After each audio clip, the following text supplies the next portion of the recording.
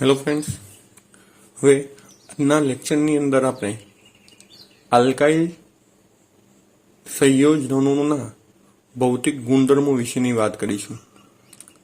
તો સૌપ્રથમ આલ્કાઇલ જે આપણી શ્રેણી છે, આલ્કાઇન શ્રેણીના પ્રથમ 3 સભ્યો એટલે કે ઇથાઇન, પ્રોપાઇન અને બ્યુટાઇન, આ ત્રણ ઘટકો કે જે વાયુ અવસ્થામાં આપણને જોવા મળે છે. ત્યારબાદ 8 સુધી કાર્બન ધરાવતા આલ્કાઇન કે જે આપણને પ્રવાહી અવસ્થામાં જોવા મળશે, અને 8 કરતા વધુ કાર્બન વાળા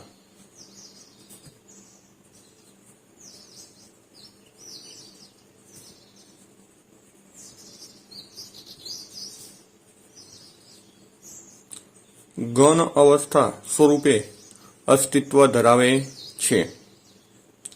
હવે મોટાભાગના આલ્કાઇલ સંયોજનની આપણે વાત કરીએ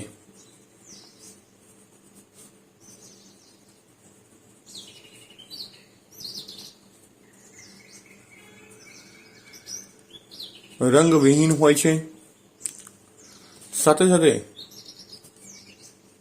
ઇથાઇન કે જે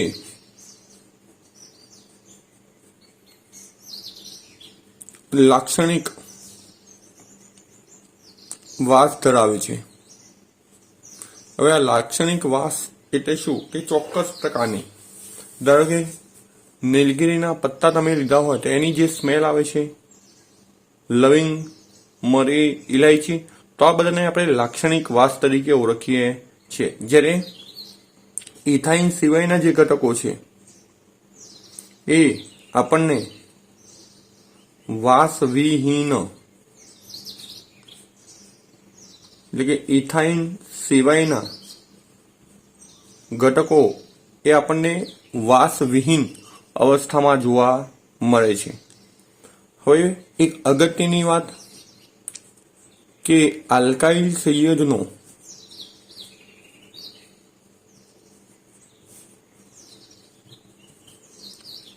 નિર્બળ ધ્રુવીય સ્વભાવ ધરાવે છે. એનો મતલબ કે ધ્રુવીય ગુણધર્મ એમની અંદર થોડા પ્રમાણમાં જોવા મળે છે. બીજું કે પાણી કરતા હલકા છે,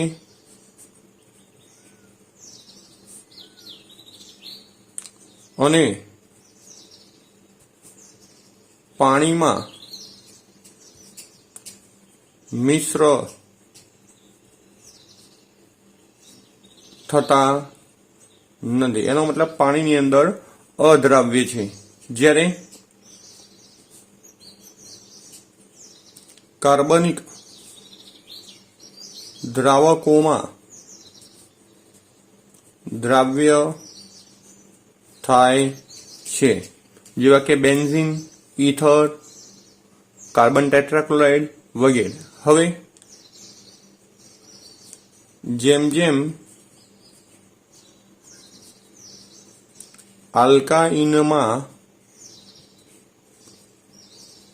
કાર્બન સંખ્યા વધે એના આધારે એના મોલર દર વધે છે, અને મોલર દર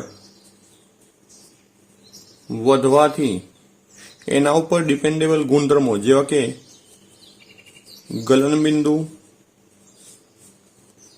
ઉત્કલન બિંદુ અને ઘનતા વધતી જાય છે. તો આમ આપણને અહીંયા આલ્કાઇન સંયોજનના આ પ્રકારના નોર્મલ ભૌતિક ગુણધર્મો આપણને જોવા મળે છે। હવે આપણે એના રાસાયણિક ગુણધર્મોની વાત કરીએ છીએ કે જેમાં આપણે એની જુદી જુદી રાસાયણિક પ્રક્રિયાઓ વિશેની પણ વાત કરીશું। હવે અલ્કાઇન સંયોજનોનો એસિડિક સ્વભાવ, તો ભાઈ આ એસિડિક સ્વભાવ આપણને કઈ રીતે ખબર પડે? તો આલ્કાઇન સંયોજનોની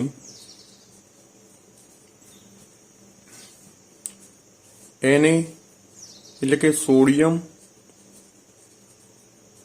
અને NaNH2 જેને આપણે કહીશું સોડા માઇડ, આ બંને ઘટકો બેઝ છે એટલે કે બેઝિક ગુણધર્મ ધરાવે છે। એટલે આલ્કાઇન સંયોજનની સોડિયમ અથવા તો સોડામાઇડ જેવા બેઝ સાથે, અને આપણે એને પ્રબળ બેઝિક ઘટકો કહીશું, પ્રબળ બેઝ સાથે પ્રક્રિયા કરવામાં આવે તો ઇથાઇન માંથી ડાયહાઇડ્રોજન એટલે કે H2 વાયુ સ્વરૂપે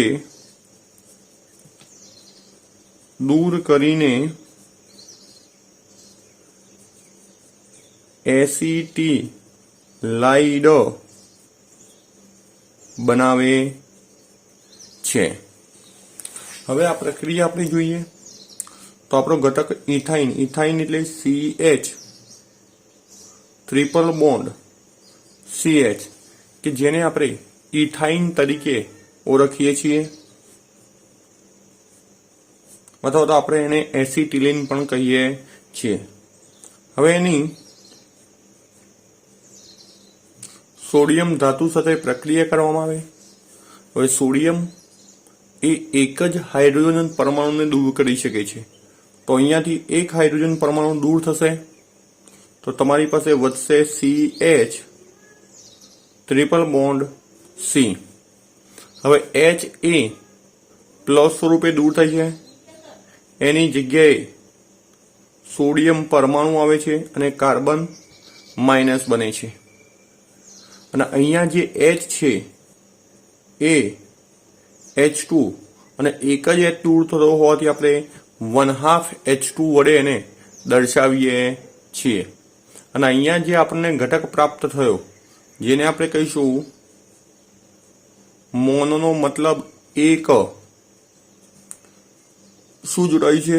સોડિયમ, તો મોનો સોડિયમ ઇથિનાઇડ તરીકે આપણે એને ઓળખીએ છીએ। હવે આ જ પ્રમાણે બીજો હાઇડ્રોજન પણ આપણે દૂર કરી શકીએ છીએ, પણ આપણે એ પ્રક્રિયા કરતા નથી। હવે એ જ પ્રમાણે પ્રોપાઇન,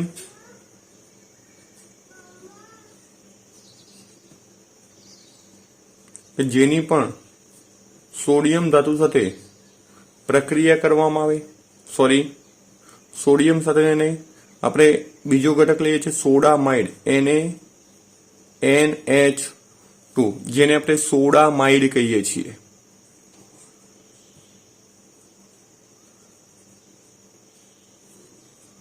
હવે પ્રક્રિયામાં કોઈ ચેન્જિંગ નથી, ટ્રિપલ બંધ ધરાવતા જ કાર્બનના હાઇડ્રોજનની આપણે એસિડિક ગુણધર્મ ધરાવે છે, તો અહીંયાથી હાઇડ્રોજન દૂર થશે અને એની જગ્યાએ સોડિયમ પરમાણુ આવશે, જ્યારે H પરમાણુ એ NH2 સાથે જોડાઈ જાય છે અને NH2 સાથે જોડાઈ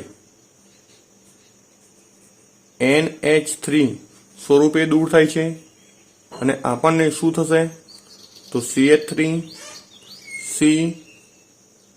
ટ્રિપલ બોન્ડ C અને H ની જગ્યાએ એને અહીંયા જોડાઈ જાય છે, અને અહીંયા જે આપણને ઘટક પ્રાપ્ત થયો જેને આપણે કહીશું સોડિયમ પ્રોપીનાઇડ તરીકે આપણે એને ઓળખીએ છીએ। અહીંયા આલ્કાઇનનો જે એસિડિક સ્વભાવ છે એ ઇથાઇન હોય કે પ્રોપાઇન હોય, એટલે કે શોર્ટમાં આલ્કાઇન સંયોજનોની નિર્બળ ધ્રુવીયતાના લીધે અને તેના સંકરણ એસપીના લીધે જોવા મળે છે। અને આ એસિડિક ગુણધર્મ જે કાર્બન ટ્રિપલ બંધ ધરાવે છે એની પાસે જો હાઇડ્રોજન જોડાયેલો હોય તો અને તો જ એવા કાર્બન આવો એસિડિક ગુણધર્મ ધરાવે છે। ટ્રિપલ બંધ ધરાવતા કાર્બન સાથે જો હાઇડ્રોજન જોડાયેલ ન હોય તો એ એસિડિક ગુણધર્મ દર્શાવતા નથી। હવે આપણે એના બીજા રાસાયણિક ગુણધર્મ વિશેની વાત કરીએ છીએ, જે યોગશીલ પ્રક્રિયા આપે છે અથવા તો હાઇડ્રોજન ઉમેરણની પ્રક્રિયા તરીકે આપણે એ ઓળખીએ છીએ, અથવા તો હાઇડ્રોજીનેશન પ્રક્રિયા તરીકે પણ આપણે એને ઓળખીએ છીએ। હવે એની પહેલી પ્રક્રિયા છે ડાયહાઇડ્રોજનનું ઉમેરણ। તો આપણો ઘટક શું છે? CH ટ્રિપલ બોન્ડ CH, કે જેને આપણે ઇથાઇન તરીકે ઓળખીએ છીએ, જેની H2 સાથે પ્રક્રિયાની વાત છે, એટલે કે હાઇડ્રોજીનેશન। અને હાઇડ્રોજીનેશન હોય તો નિકલ ઉદ્દીપક અથવા પ્લેટિનમ અથવા પ્લેડિનમ કોઈ પણ ઉદ્દીપક તમે વાપરી શકો છો। હવે આપણે અહીંયા એક જ મોલ વાપરીએ છીએ, તો પહેલા એક જ એનો બંધ તૂટશે, તો વચ્ચે કેટલા બંધ રહેશે? Double bond. હવે જે બે કાર્બન વચ્ચે ટ્રિપલ બંધ છે અને તમે પાય બંધ તોડ્યો છે, તો બંને સાથે એક એક હાઇડ્રોજન જોડાય, એટલે CH2 ડબલ બોન્ડ CH2 આપણને જોવા મળશે, જેને આપણે ઇથીન તરીકે ઓળખશું। હવે ત્યારબાદ ફરીથી H2 અંદર ઉમેરાય છે, સેમ ઉદ્દીપકો નિકલ, પ્લેટિનમ અથવા પ્લેડિનમ, અને બંને વચ્ચે રહેલો જે પાયબંધ છે તૂટી જાય, અને હવે CH2 હતો, બીજો એક H ઉમેરાય, માટે શું બનશે? CH3। બીજી બાજુ પણ બે H છે અને એક H ઉમેરાય, એટલે શું બનશે? CH3, જેને આપણે કહીશું ઇથેન। તો આમ બંને પાયબંધ તૂટી અને આપણને અલગ અલગ નિપજો પ્રાપ્ત થાય છે। એ જ રીતે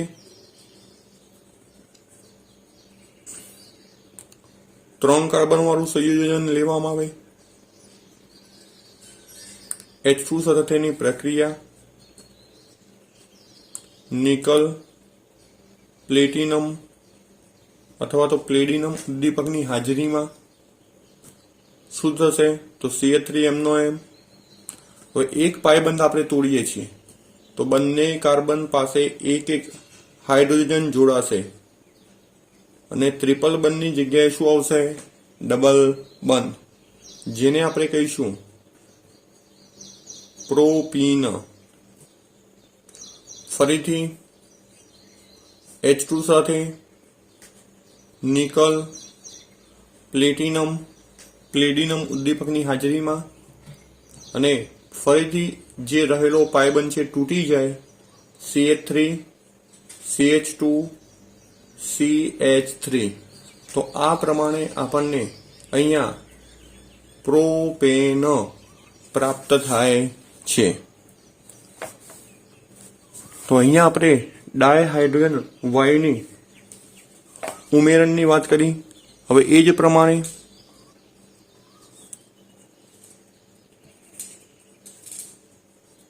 ડાય હેલાઇડ જેને આપણે X2 કહીએ છીએ અથવા તો હેલોજનનું ઉમેરણ. તો આપણો ઘટક CH ટ્રિપલ બોન્ડ CH પ્રક્રિયા Br2 સાથે. તો પહેલા એક પાઈ બંધ તૂટશે તો વધશે શું? CH double bond CH. અને જે બે કાર્બન વચ્ચે ટ્રિપલ બંધ હતા એ બંને કાર્બન સાથે એક એક Br આપણે આ પ્રમાણે જોડી દઈશું અને જેને કહીશું આપણે 1,2 ડાય બ્રોમો ઇથિન. હવે ત્યારબાદ ફરીથી Br2 સાથે પ્રક્રિયા, કોઈ ચેન્જિંગ નથી થતો પ્રક્રિયાની અંદર અને માત્ર ને માત્ર જે પાઈ બંધ છે તૂટી જશે. CH single bond CH. હવે નીચે એક Br હતો, બીજા કાર્બનની નીચે પણ એક Br હતો. હવે પાઈ બંધ તૂટી જવાથી તો બંને કાર્બન પર બીજો એક Br જોડાય છે Br અને અહીંયા પણ Br જેને આપણે કહીશું 1,1,2,2 ટેટ્રા. ટેટ્રા એટલા માટે કે ટોટલ Br 4 છે. બ્રોમો અને ડબલ બંધ ન હોવાના લીધે હવે આલ્કેન બની ગયો જેને આપણે ઇથેન તરીકે ઓળખીએ છીએ. તો આમ અહીંયા આપણને 1,1,2,2 ટેટ્રા બ્રોમો ઇથેન સંયોજન પ્રાપ્ત થાય છે. હવે આપણો જે બ્રોમિન છે એ દ્રાવણનો રંગ લાલાશ પડતો કેસરી રંગ હોય છે અને આ જે કસોટી છે એ અસંતૃપ્ત એટલે કે જેમની અંદર ડબલ બંધ અથવા તો ટ્રિપલ બંધ આવેલા હોય એની પરખ માટે પણ આપણે આ કસોટીનો ઉપયોગ કરીએ છીએ અને જે Br2 નો લાલાશ પડતો રંગ દૂર કરે છે અને એના આધારે આપણને ખબર પડે કે ભાઈ રંગ દૂર થાય છે એનો મતલબ કે આપણો જે ઘટક છે એ અસંતૃપ્ત પ્રકારનો હોવો જોઈએ. પરંતુ સંતૃપ્ત હોય તો એ આ પ્રકારનો રંગ દૂર કરતા નથી. તો આમ અસંતૃપ્તતાની કસોટી માટે પણ આપણે Br2 વાપરી શકીએ છીએ. હવે આપણે આલ્કાઇન સંયોજનોની ત્રીજી રાસાયણિક પ્રક્રિયા જોઈએ છે જેમાં હાઇડ્રોજન હેલાઇડ સંયોજનો સાથેની પ્રક્રિયા છે.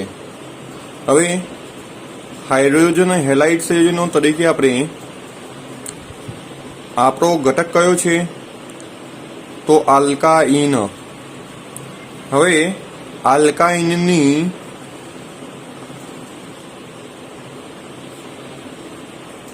હાઇડ્રોજન હેલાઇડ જેવા કે HCl, HBr અથવા તો HI ના બે અણુઓ, ટોટલ કેટલા અણુઓ વપરાશે? એના બે અણુઓ. કારણ શું?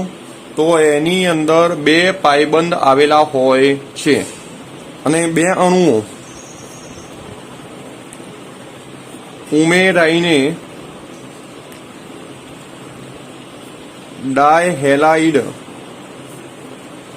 સંયોજનો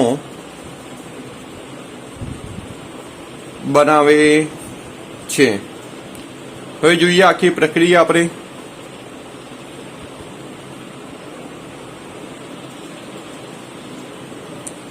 આપણો ઘટક છે ઇથાઇન,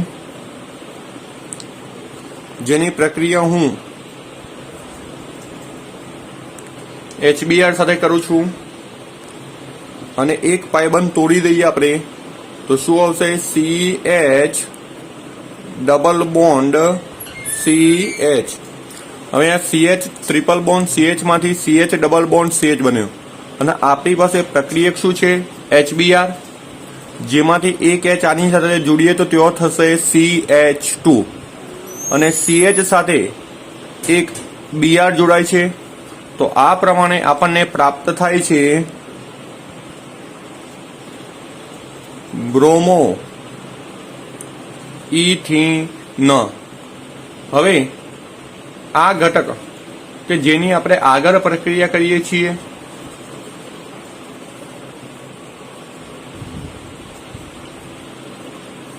હવે તમે બે રીતે નિપજ લખી શકો છો, પરંતુ આપણે આ હાઇડ્રોજન પરમાણુને આ કાર્બન સાથે જોડીશું અને આ Br પરમાણુને આ કાર્બન સાથે જોડવાનો છે.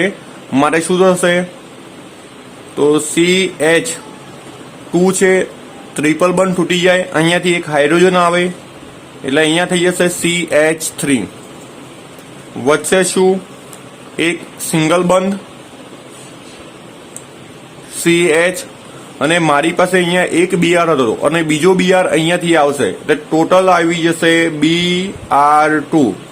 તો અહીંયા આપણને સંયોજન પ્રાપ્ત થશે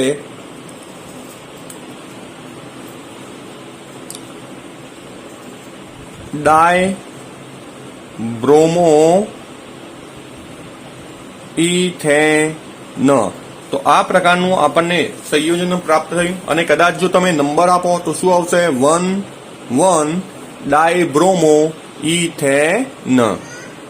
હવે આ જ રીતે આપણે આગળ પ્રક્રિયા કરીએ 3 કાર્બન વાળા ઘટક સાથે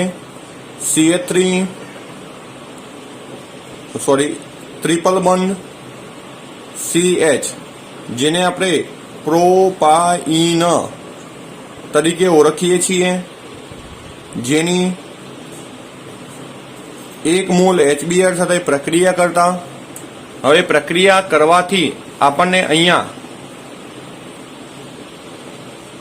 એક પાયબંધ તોડી દઈશું તો C double bond CH only for પાયબંધ તોડ્યો છે એક. હવે આની સાથે આપણે H જોડીએ તો ત્યાં શું થશે? CH2 અને આ કાર્બન સાથે આપણે Br જોડીએ છીએ તો આ પ્રમાણે આપણને નિપજ પ્રાપ્ત થઈ, જેને આપણે કહીશું 2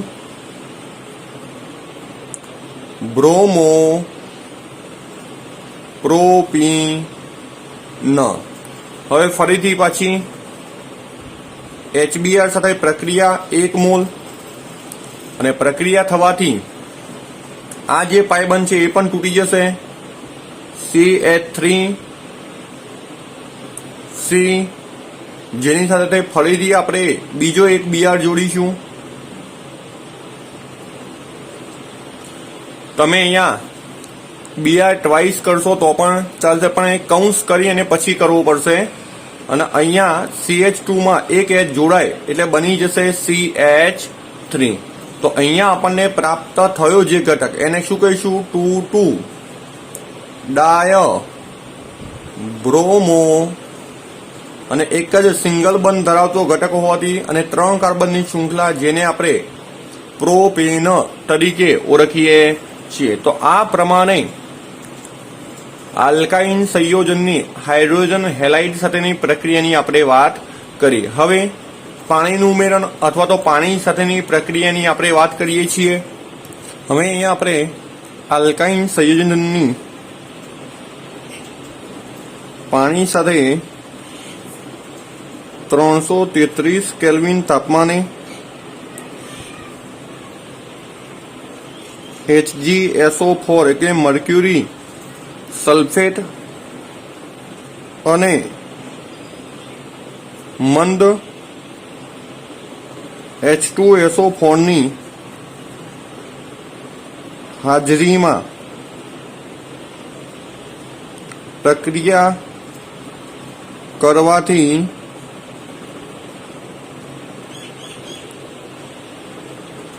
કાર્બોનિલ સંયોજનો બનાવે છે.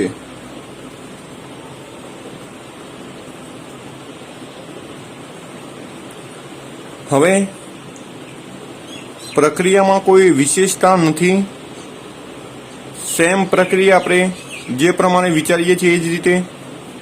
ધારો કે આપણો પ્રક્રિયક છે H2O.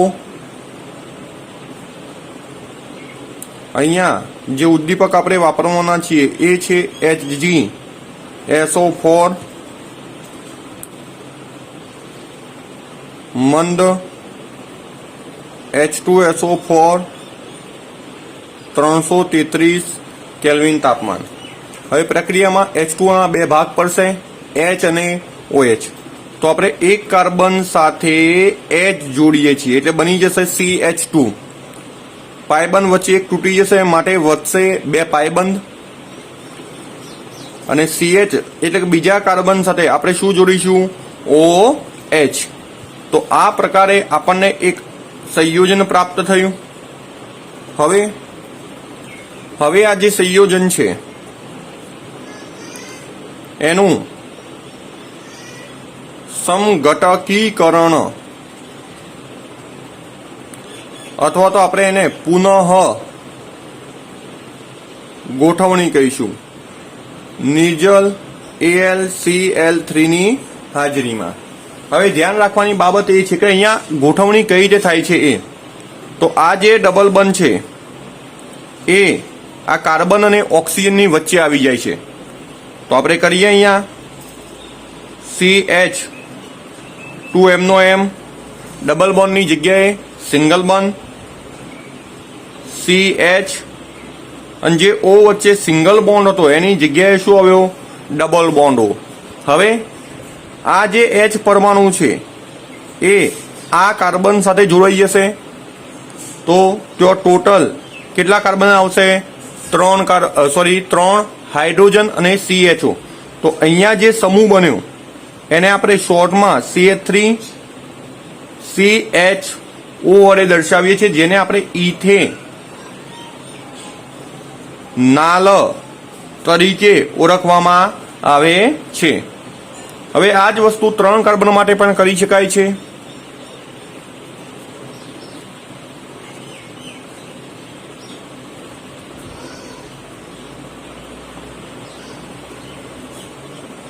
હવે અહીંયા આપણને જે સમૂહ પ્રાપ્ત થયો એને આપણે કાર્બોનિલ સમૂહ કહીએ છીએ. સેમ વસ્તુ HgSO4 મંદ H2SO4 333 કેલ્વિન તાપમાને આ પ્રક્રિયા થાય છે. CH3M આ C સાથે આપણે OH જોડીએ છીએ, વચ્ચે ડબલ બોન્ડ CH. હવે આ ડબલ બોન્ડને આપણે અહીંયા લાવી દઈએ છીએ. સમઘટકીકરણ પ્રક્રિયા થશે.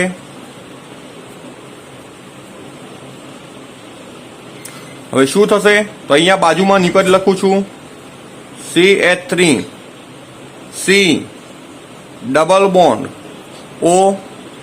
એટલે કે આ જે ડબલ બોન્ડ હતો એ અહીંયા આવ્યો અને આ H પરમાણુ એ આ કાર્બન સાથે જોડાઈ જશે. તો અહીંયા એક આપણે H લખવાનો રહી ગયો છે CH2 અને એક H બીજો આવશે એટલે બની જશે શું? ત્યો CH3. તો આમ આ જે ઘટક પ્રાપ્ત થયો જેને આપણે પ્રોપેનોન તરીકે ઓળખીએ છીએ. તો આમ પાણીની ઉમેરણથી અથવા તો પાણી ઉમેરવાથી આપણને કાર્બોનિલ સમૂહ વાળા સંયોજનો પ્રાપ્ત થાય છે. અહીંયા હવે પોલિમરાઇઝેશન બે પ્રકારના છે. એક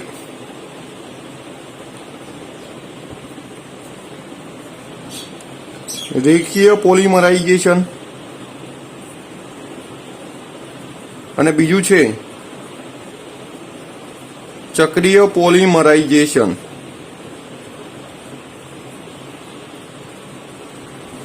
એમાં આપણે ચક્રીય પોલિમરાઇઝેશન ભણીશું અને રેખીયની અંદર માત્ર લખાણ છે જે તમારે ચોપડીની અંદરથી પેજ નંબર 387 ઉપર આપેલું છે, માત્ર વાંચી લેવાનું છે.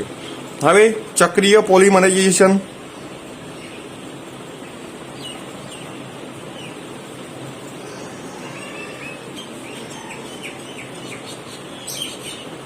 આની અંદર 3 મોલ ઇથાઇનના અણુઓ વપરાય છે, જેને આપણે લાલચોર એફઈ એટલે કે લોખંડની પાઇપમાંથી પસાર કરવામાં આવે છે લગભગ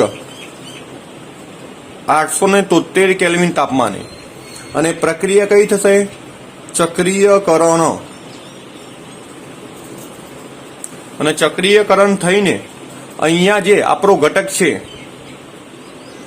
એ આ પ્રમાણે એકબીજા સાથે જોડાય અને આવી ચક્રીય રચના બનાવે છે, જેને આપણે બેન્ઝીન તરીકે ઓળખીએ છીએ. હવે આ પ્રોસેસની અંદર ખરેખર શું થયું? તો આપણી પાસે આવા 3 અણુઓ લીધા છે આપણે.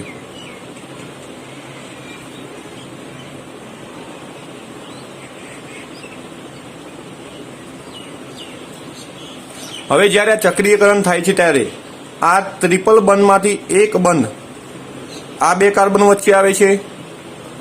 એ જ પ્રમાણે આ ટ્રિપલ બંધમાંથી એક બંધ અહીંયા આવશે અને એ જ રીતે અહીંયા ટ્રિપલ બંધમાંથી એક બંધ અહીંયા આવશે. અને આખા સ્ટ્રક્ચરની વાત કરીએ તો CH ડબલ બોન્ડ CH. હવે અહીંયા જે કાર્બન છે એમની વચ્ચે સિંગલ બોન્ડ આવશે CH. આ 2 કાર્બન કે જેમની અંદર ડબલ બંધ વધશે. એ જ રીતે અહીંયાનો જે ટ્રિપલ બંધ હતો એ અહીંયા સિંગલ બોન્ડમાં અને આ બંને વચ્ચે પાછો શું આવશે? તો ડબલ બોન્ડ. અને આ બંને વચ્ચે તો આ પ્રમાણેનું એનું સ્ટ્રક્ચર ફોર્મ્યુલા આપણને જોવા મળે, જેને આપણે ચક્રીયકરણ પ્રક્રિયા તરીકે ઓળખીએ છીએ. હવે આને શબ્દોમાં લખવું હોય તો ઇથાઇનને લાલચોર ગરમ એફઈની પાઇપમાંથી 873 કેલ્વિન તાપમાને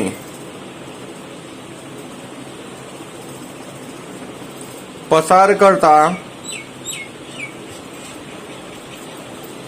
ચક્રીયકરણ થઈને એરોમેટિક સંયોજન બેન્ઝીન પ્રાપ્ત થાય છે. તો આ પ્રમાણે આપણને એક એરોમેટિક સંયોજન ઇથાઇનના પોલિમરાઇઝેશન દ્વારા આપણને પ્રાપ્ત થાય છે. હવે આપણો ખૂબ જ અગત્યનો ટોપિક, જેને આપણે એરોમેટિક અથવા તો એરિન સંયોજનો કહીએ છીએ, એના વિશેની વાત કરીશું આપણે આ લેક્ચરની અંદર. હવે આપણી પાસે વિશિષ્ટ પ્રકારના સંયોજનો, જેને આપણે એરોમેટિક સંયોજનો કહીએ છીએ, અને આ એરોમેટિક સંયોજનો એ મોટા ભાગના બધા જ સંયોજનો લાક્ષણિક વાસ ધરાવે છે અને બધા જ સંયોજનોમાં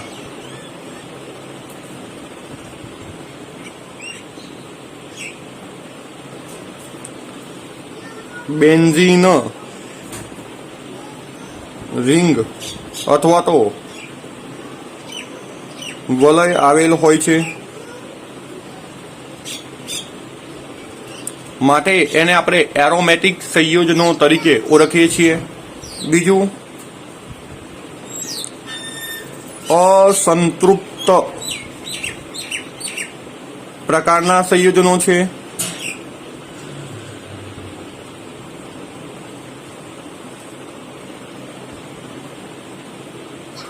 જે સંયોજનોમાં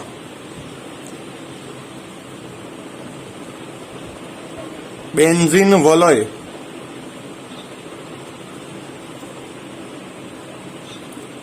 આવેલ ન હોય તેને નોન બેન્ઝેનોઇડ સંયોજનો કહે છે। હવે જેની અંદર બેન્ઝીન રિંગ આવેલી હોય એવા સંયોજનો, તેનો પ્રથમ સભ્ય છે જેને આપણે બેન્ઝીન તરીકે ઓળખીએ છીએ। હવે એને અલગ અલગ રીતે આપણે દર્શાવી શકીએ છીએ। તો આ રીતે દર્શાવો તો પણ અહીં ચાલશે। બંનેને આપણે બેન્ઝીન તરીકે ઓળખવામાં આવે છે। ત્યારબાદ બીજો ઘટક છે બેન્ઝીન રિંગ ઉપર CH3, જેને આપણે ટોલ્યુઇન તરીકે ઓળખીશું। ત્યારબાદ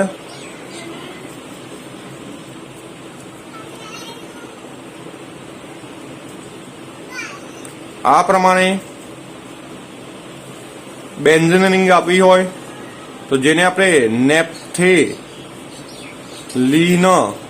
તરીકે ઓળખવામાં આવે છે।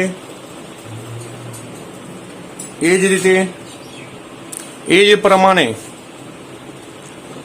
આ એક સંયોજન છે કે જેની અંદર પણ બેન્ઝીન રિંગ આવી છે અને 2 વખત હોવાથી આપણે એને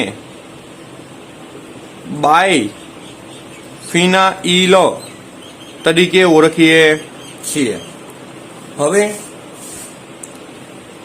એરોમેટિક સંયોજનની અંદર 3 પ્રકારના સમઘટકો આવે છે જેના વિશેની આપણે વાત કરીશું અને 3 સમઘટકો કયા છે એની વાત આપણે કરીએ।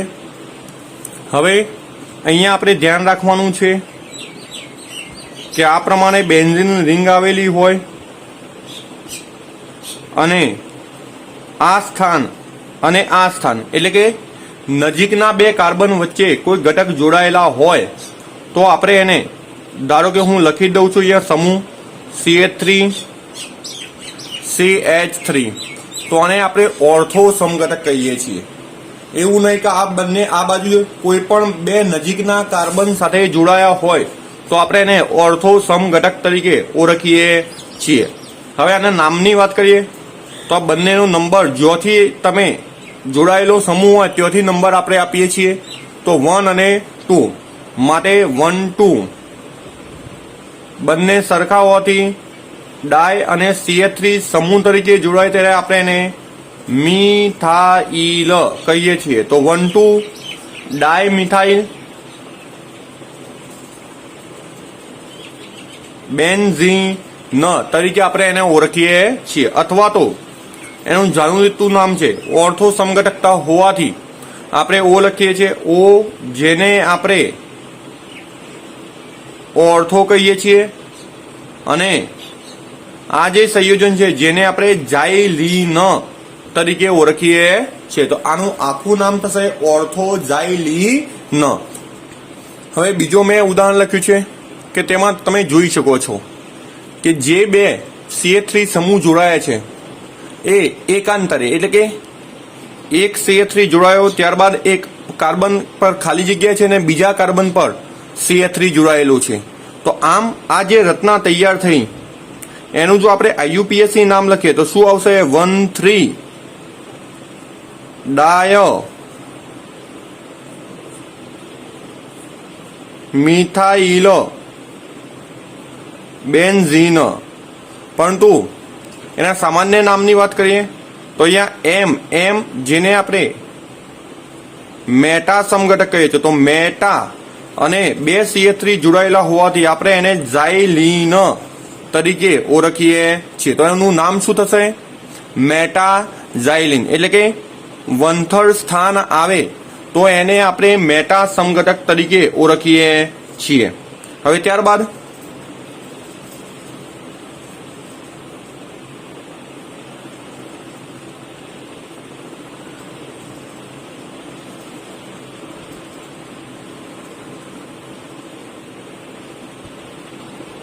જ્યારે કોઈ સમૂહો એકબીજાની સામ સામે જોડાયા હોય ત્યારે આપણે આઈયુપીએસી નામની વાત કરીએ તો 1,4 નંબર આવશે. તો 1,4 ડાયમિથાઇલ બેન્ઝીન તરીકે આપણે ઓળખીએ છીએ. અને આ જે સમઘટક છે એને પી એટલે કે પેરા તરીકે ઓળખીએ છીએ અને નામ શું થશે? ઝાઇલીન. તો આને આપણે કહીશું પેરા ઝાઇલીન. તો આમ બેન્ઝીનના 3 સમઘટકો છે, ઓર્થો, મેટા અને પેરા. ઓર્થો એટલે બે નજીકના કાર્બન સાથે જોડાયો હોય તો આપણે એને ઓર્થો કહીશું. એકાંતરે જોડાયા હોય તો આપણે એને મેટા કહીશું. અને જ્યારે એકબીજાની સામ સામે જોડાયેલા હોય તો આપણે એને પેરા સમઘટક તરીકે ઓળખીએ છીએ. તો અહીંયા આપણે બેન્ઝીનના સમઘટકો અને એના નામ વિશેની વાત કરી. હવે જ્યારે 2 કરતા વધુ સમૂહ જોડાયા હોય ત્યારે આપણે ડાયરેક્ટ એમાં નંબર આપી છે, કોઈ પણ પ્રકારનો સમઘટક દર્શાવતા નથી. ધારો કે અહીંયા આપણે એક ઉદાહરણ જોઈએ છીએ.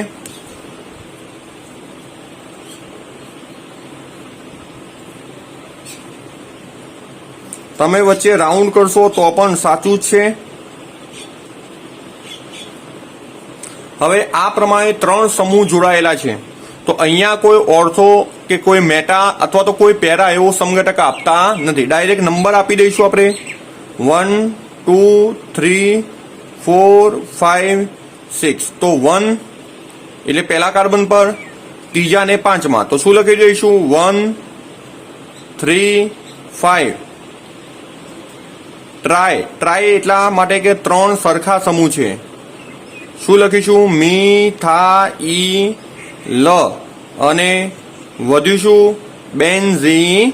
તો આને આપણે 1, 3, 5 ટ્રાય મિથાઇલ બેન્ઝીન તરીકે ઓળખીએ છીએ. તો આમ જ્યારે સમૂહની સંખ્યા 2 કરતા વધી જાય ત્યારે કોઈ પણ પ્રકારનો સમઘટક દર્શાવવામાં આવતો નથી. ડાયરેક્ટ જ એનું આપણે નામ લખીએ છીએ. નેક્સ્ટ લેક્ચરની અંદર હવે આપણે એનું બેન્ઝીનના બંધારણ વિશેની વાત કરીશું. ત્યારબાદ એની બનાવટ અને એની રાસાયણિક પ્રક્રિયાઓ વિશેની વાત કરીશું.